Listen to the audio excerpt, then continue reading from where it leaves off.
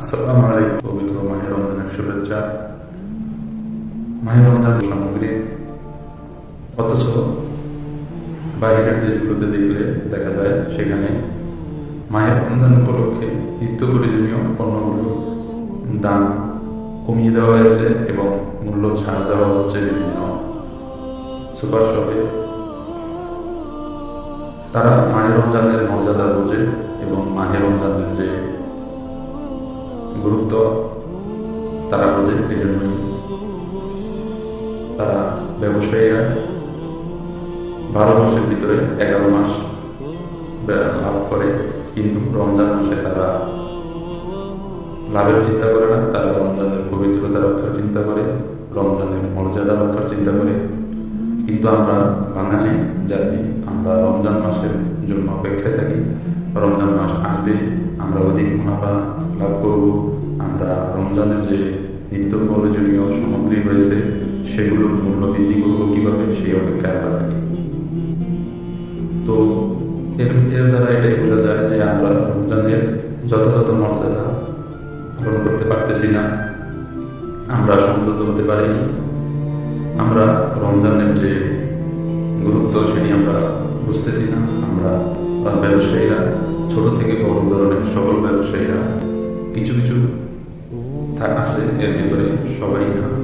তো ব্যবসায়ীরা আমরা রমজান মাসের জন্য অপেক্ষায় থাকি যে রমজান মাস আসবে আর আমি অধিক মুনাফা অর্জন করবো, আমি পণ্য সামগ্রীর দাম বৃদ্ধি করব। এখন আমাদের বাংলাদেশে এটি একটি কালচার হয়ে দাঁড়িয়েছে যে রমজানে আসলেই পণ্য সামগ্রীর দাম বৃদ্ধি করা। এমনিতেই প্রয়োজনীয় সামগ্রীর দাম অধিক বৃদ্ধি পেয়েছে, তার ভিতরে রমজান আসার কারণে আরো বৃদ্ধি পেয়েছে।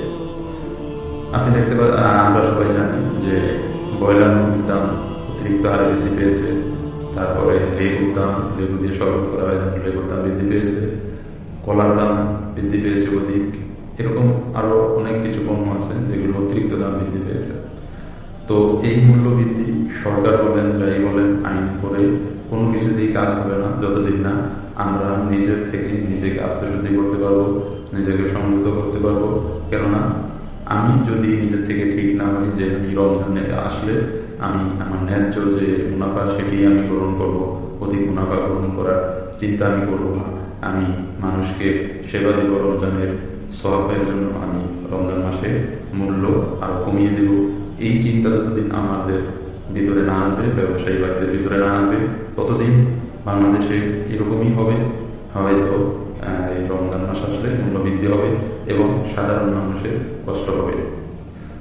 সাধারণ মানুষের নাগালের বাইরে চলে গেছে অনেক পণ্যই, কেনার মতো সমর্থন নাই অনেকেরই।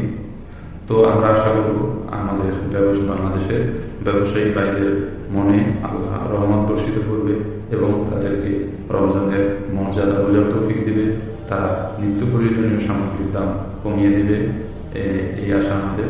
তো সবাই ভালো থাকবেন, সবাই রমজানের পবিত্রতা রক্ষা করবেন। আল্লাহ হাফেজ।